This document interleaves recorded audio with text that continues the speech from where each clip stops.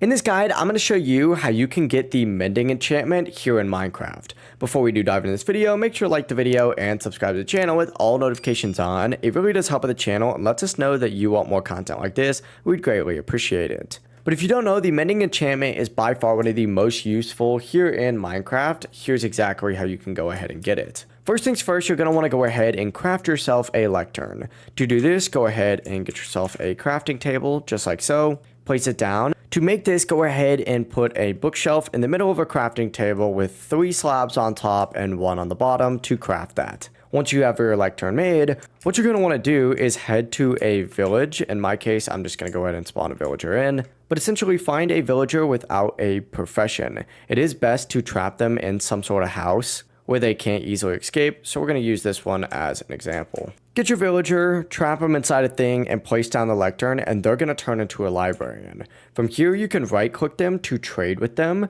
And if the trade doesn't offer mending, what you're going to want to do is essentially just break that lectern and then place it again. You're going to want to keep doing this until you get a trade with mending within it. So once again, this guy's not going to work, but you get what I'm trying to say. Once you do see it, obviously lock it in by trading with them, and you're not going to have access to mending books, but that's it. It really is as simple as that. If you guys do have any questions, don't hesitate to ask us down in the comment section below. And before you do leave this video, make sure to like the video and subscribe to the channel with all notifications on. We'd greatly appreciate it. Have a great rest of your day. Peace.